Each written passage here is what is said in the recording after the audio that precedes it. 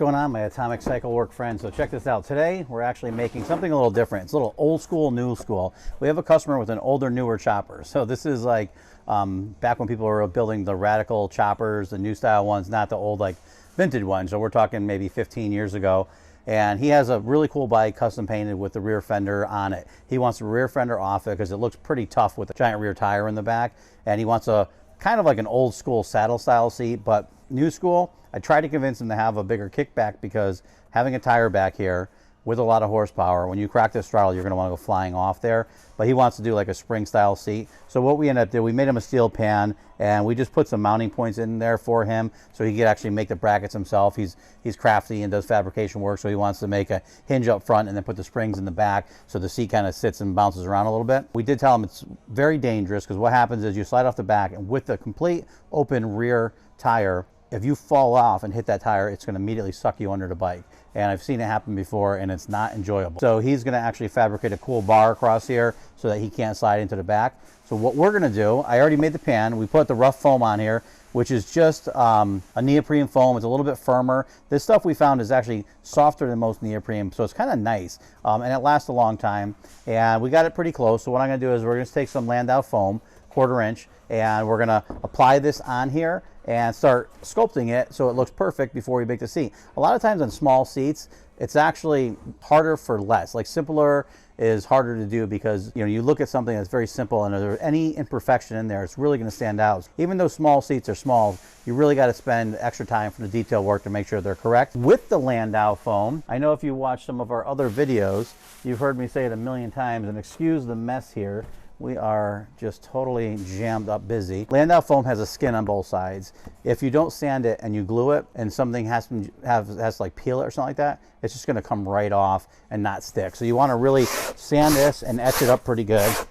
So you'll see me get all that skin off this side. I'm not gonna do the other side because we're gonna be sanding that and sculpting it on the seat foam itself.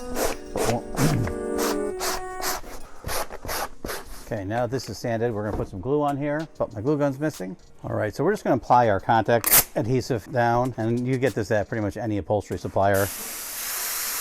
What you want to do is a nice even coat across here. I usually pull the trigger of this spray gun about halfway. You don't want it to puddle up. I'll show you, I'll puddle up here. When you puddle it up like that, the solvents inside there have to release. What will happen is if you go to put this on and it still has solvents trapped in it, it's going to blister and bubble. And this goes for your not just foaming, but doing vinyl. Like if you're laminating your vinyl on your seat, putting the cover on it and stuff, you'll still get that. So if you do that, you want to really wipe it down. I'll take like a piece of foam, just wipe any air down there, make sure it's even and consistent. Now we're going to do the same thing to the seat pan itself. Nice and even. If it's too wet, it's not going to dry. If it's too dry, it's not going to stick. With contact adhesive, you want to get both pieces wet and then you stick them together when they're like kind of dry. It's weird because if they're too dry, they're not going to stick, and if they're too wet, they're going to blister and bubble. So you kind of got to do it. A lot of times you'll see people go through and put a decent coat on like this. They'll let the whole seat sit, get completely dry, and then once it's dry, you'll take one piece and come across and do like a tack strip where you just do a little bit lighter across the whole thing. And what this is kind of reactivate. So I'm gonna wait a second just because we have our bay door open because it's warmer out, but it's not really that warm when it comes to solvents drying. I was just naturally doing this, and this is actually bad. You never want to do this. Fanning stuff when you have to make it dry, what it does is it actually puts a skin across the top of it. And so the top, if you picture like glue this thick, if you fan the top of it, the top's gonna skin and dry, but inside won't. So you really want to kind of just let it breathe and let it air out, because the solvents that are in here are pretty harsh stuff and they need to kind of bubble out. But we are good now. Here, tacky but not stringy. Now we're gonna put this on here. And we're gonna roll around the edges, try to make sure there's no wrinkly dinks.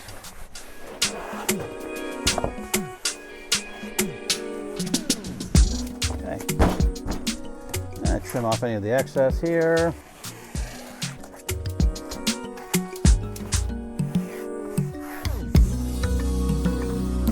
We have this Landau foam on here. We have a pretty good shape. So now we're gonna start sculpting it. If I can find my tools over here. I'm just going to use like an old school cheese grater, which you see me use in the past. They have these, they're flat and they have them curved. I prefer the curved ones because they seem to bite a little bit better.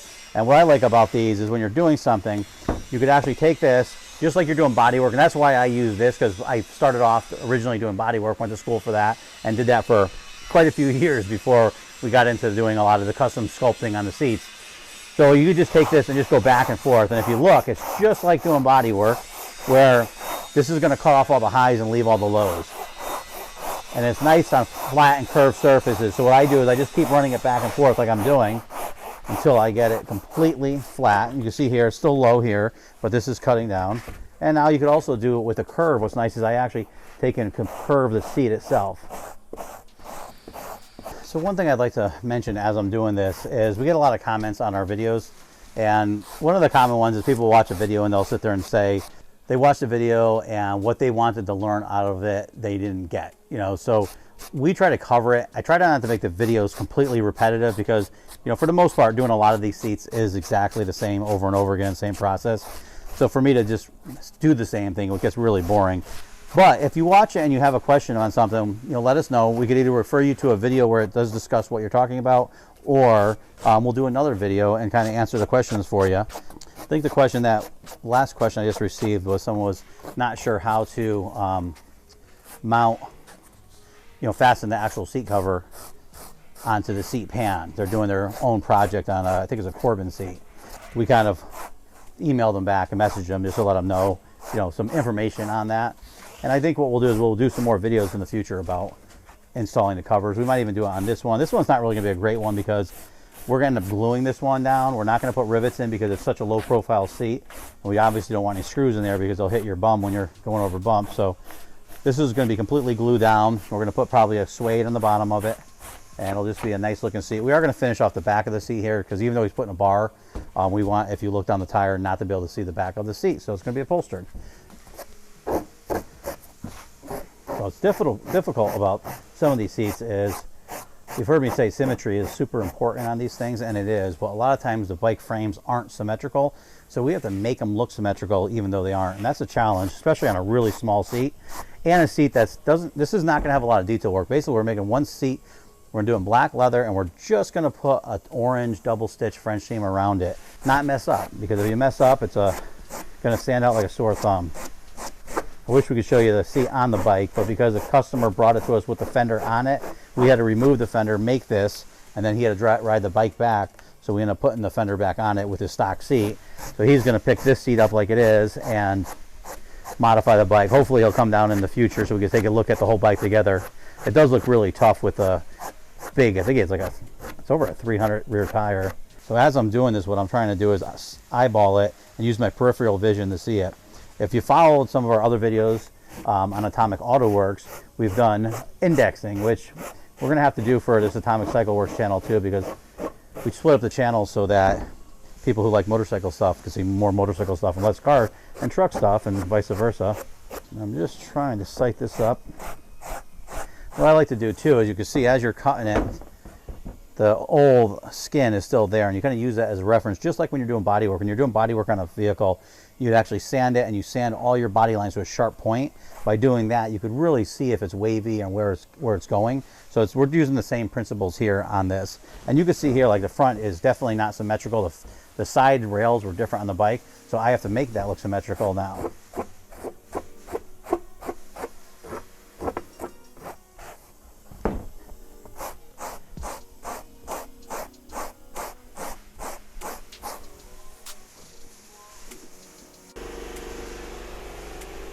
Okay, so now that we got this pretty much graded with the file, I'm just going to take a sandpaper again and go over it real light. So what's cool about some of this foam is you could actually take, this is I think it's a 80 grit, no, this is actually 40 grit paper. We use it because it's rough and it's good to scuff it up, but you could actually go through and sand this and go down to like a lighter grade paper. On this one here, I am going to put a 1/4 inch sew foam on it because the back of it's pretty thin, and when we do a French seam, I want to make sure that there's enough meat on here so the French seam doesn't fall off the back. I'm actually a little excited to do this seat. Well, I'm excited to do every seat, but this one, we have our pink sew foam, and what's funny is I see all the guys in the West Coast and they use pink sew foam all the time. Our sew foam, usually when it comes pink here, is really soft. And I hate really soft sew foam because it just doesn't have a pronounced definition. It doesn't look as professional. All of a sudden, for some reason, we got pink, and it's very firm. It's a very nice one. It has a nice backing. If you ever are wondering when we say sew foam what the difference is, if you had a piece of foam, it's just foam on both sides. If you go to stitch through that foam, the stitching is just going to rip through it. So sew foam actually has a scrim backing on it, so that when we sew through it, your stitchings go down through here, it pulls back here, and it has like a nice strong support to hold it. In the past, 20 years ago, we used to take some of the stuff and we'd actually put like our own scrim backing on it or material on the back of the foam to stitch through it, but this is already done and it's very nice and very consistent. Okay, so I'm just going to laminate this on, same thing we did before. We're going to take our adhesive, same exact adhesive, put a light coat across it. Okay, now we'll do the same thing to the actual foam. Now with this foam too, like a lot of times in higher end seats, like I said, we'll sand this down just like bodywork, so it's completely perfect before you do it. Because I need a little bit of extra meat on here, and instead of filling it, I know the sew foam will work, and I would like to get a little bit of sew foam around the edges of this. Even though we put our pinch edge molding on here, it's always a little bit better to have some protection wrapping around there. Really important when you're gluing it, if you have a transition in the seat and you are gluing like foam to foam, you want to make sure that your foam or your glue dries and it's perfect for sticking, because if you put the too little glue on here and you put your foam on here, it could bubble up. It could bubble up. It could bubble up and blister right there, and you really don't want that. If you put too little foam, it's going to peel up. Too much foam, it blisters. So it's the same thing, and you don't want it. So we're just going to throw this on here now.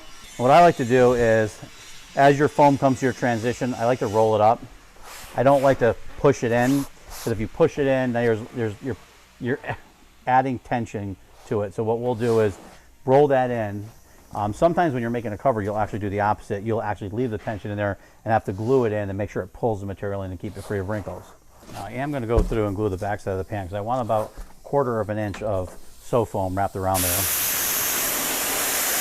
So one thing I wanted to show you too is, as we're doing these seats, we're going to go over some everyday seats and some high-end seats and show you kind of the differences. So if we were doing like a high-end hand-tooled leather seat, saddle seat, we're probably not going to do it this way. A lot of times you'll use daubers and you'll put your glue on with that. And a dauber is just basically a little puffy paintbrush, say. And you just go around, you strategically place your adhesive where you want it, and then you can pull your material around it. Since we're doing a regular chrome tan, regular leather, and I want a little bit of protection around the edge, we are going to glue it still, but it doesn't have to be as precision. So you'll notice like the more precision you get, that's why seats get more expensive. So you could go from a small saddle seat like this, which could run you, $300, $400, $500, and you get up to some of the hand-tooled nice ones could run you $1,500, $2,500. So it's a big difference, but there's a lot of more detail work that goes into it. We're going to show you that. So let's get this nice and glued around here. What we're doing is I'm making sure this edge is really nice. When you're pulling foam a lot of times, especially, well, not even just beginning, all the time, because it comes naturally. You grab it with your hand like this, and you grab it and you pull it. By using your thumb as a guide, it actually keeps this the material straight. Okay, so now that we have our edges all rolled around so they're protected and look nice, you could also see here, just by adding that little bit, now I got a little bit more extra room for my French seam that we're going to run on here. So we're going to go pattern it next. Now you'll actually hear me say this a lot. The most important part of doing a seat is finding your center point and working your way out. So we are going to do that right now.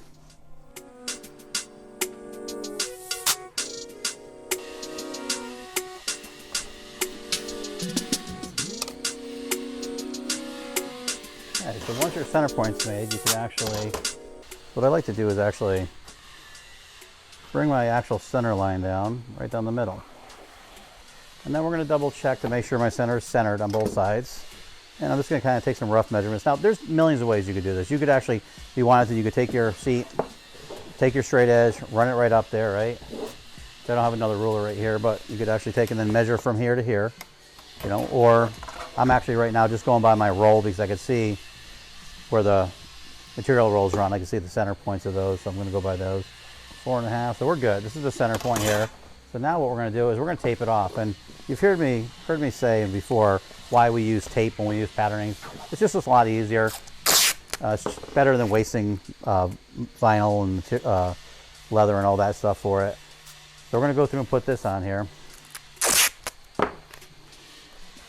When you're doing this, you really just want the tape to lay. You don't want to fight with it. So like I'll show you, like I just went around here and you can see how on this side it's kind of wanting to wrinkle down. So if I was to go and do this with it, it's going to roll, but I'm stretching it, and now the wrinkle is going to be over here. So you got to kind of figure out where you want your wrinkle. And I know I don't want a wrinkle on this side, so I'm going to put this here and just take this right off, right up to where it doesn't stick.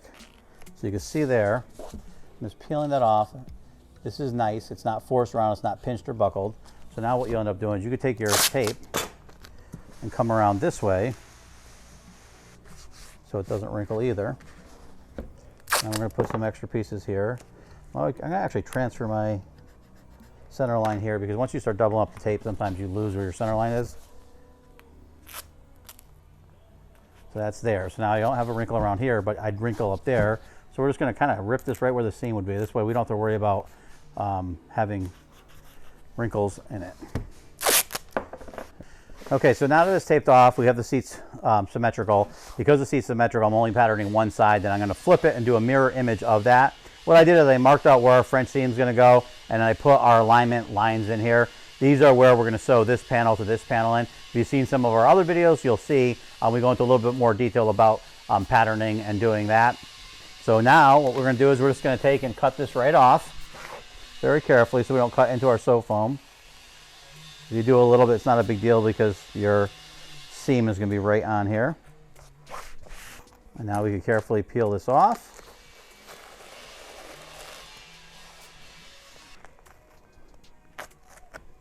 And now we have our pattern that we could do a mirror image of it. I'm going to actually, I marked our center lines here and our center lines here. So we're going to take our straight edge and go right down that. I made the tape actually a little bit longer.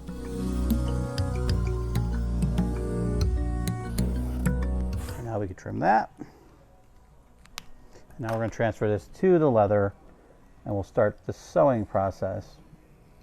Okay, so now that it's taped off, we have the seats symmetrical. Because the seat's symmetrical, I'm only patterning one side, then I'm going to flip it and do a mirror image of that. What I did is I marked out where our French seam is going to go, and I put our alignment lines in here. These are where we're going to sew this panel to this panel in. If you've seen some of our other videos, you'll see we go into a little bit more detail about patterning and doing that.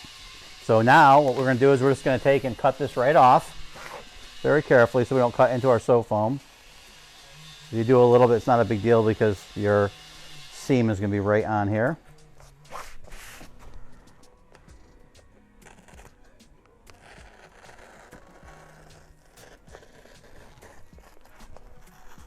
And now we can carefully peel this off.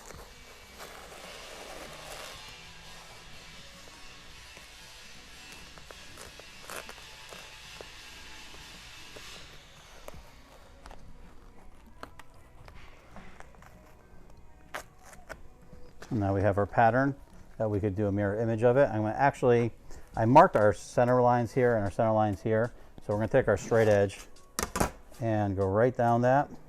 I made the tape actually a little bit longer.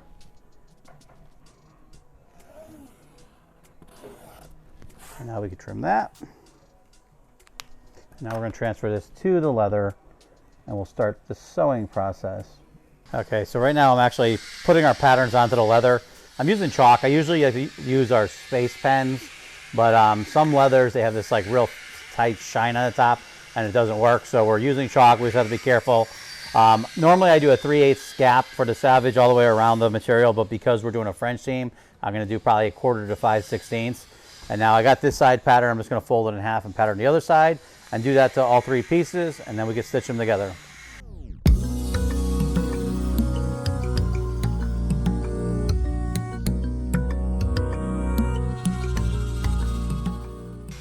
Okay, so we have all the pieces patterned out now. And you can see here what we do is we cut these little V's in there, which I've shown you on many videos. This is part of our pattern. We'll mark those lines up so this way it corresponds with the piece that it has to sew to. So if you look at this piece here, these three lines mark up with those three lines, so now we can stitch around it. So we're going to go through, we're going to stitch our black thread on here and do just a regular butt seam and test fit it, make sure it's good. And if it's good, then we'll go through and do our French seam.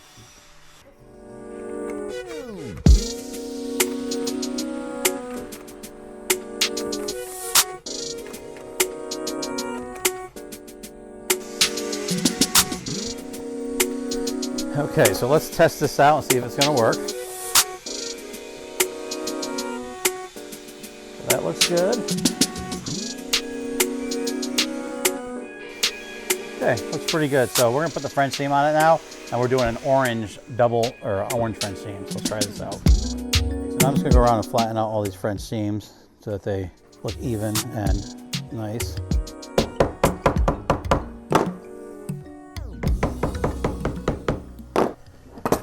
All right, so we're gonna make a true French seam on this one. If you wanna know more about French seams, you can watch some of our other videos, but basically a French seam is you have two pieces of material that you have to get together. You stitch them here. When you turn it inside out, you have what you call a butt seam. That's what this is. Now, if you take those flaps on the bottom like we did and spread them apart, you could put two stitches on one on either side of that line, and that will actually be your French seam.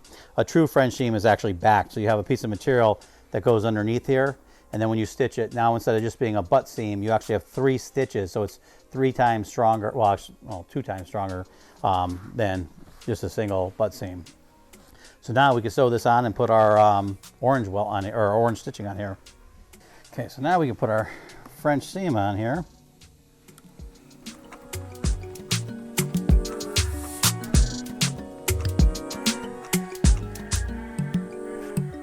So what I just did is went through and just put a line around the inside. You can see I used a white chalk so you can really see it.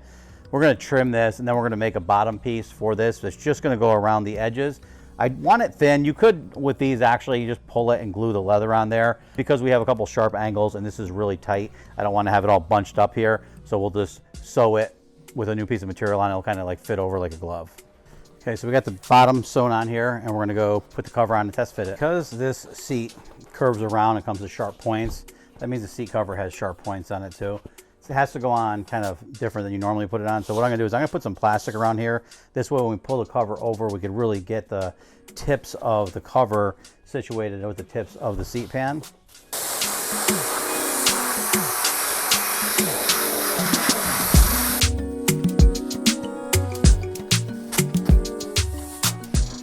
Okay, I'm also gonna do the front of the nose cone here.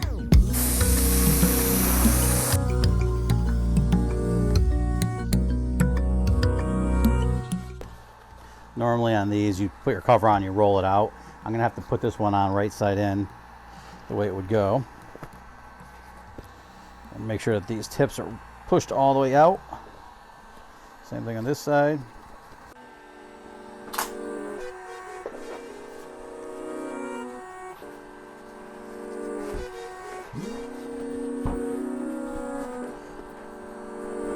Okay, so this leather is a little stiffer than I usually like to work with, but we're gonna steam it. You're supposed to steam leather from the back side, not the top, but on certain times you can't. You have to do it from the top. So you wanna make sure you don't burn it. So I'm just trying to work this back area because this is where all the problems are gonna be. Try to get it into position.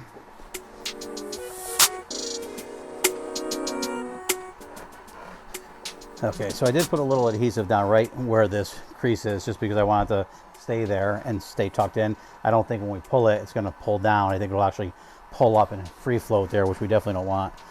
So now I'm gonna heat this all up. We're gonna try to work this front over, which is gonna be a little bit of a bear. I might have to slice it.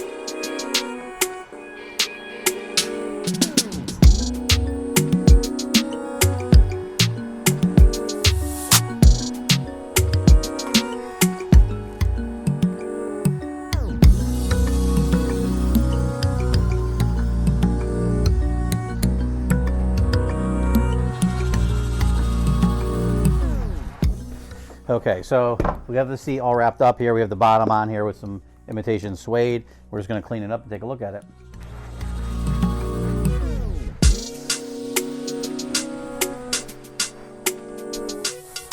Okay, so there we have it. Nice little solo seat, low profile with an orange stitch going all the way around here.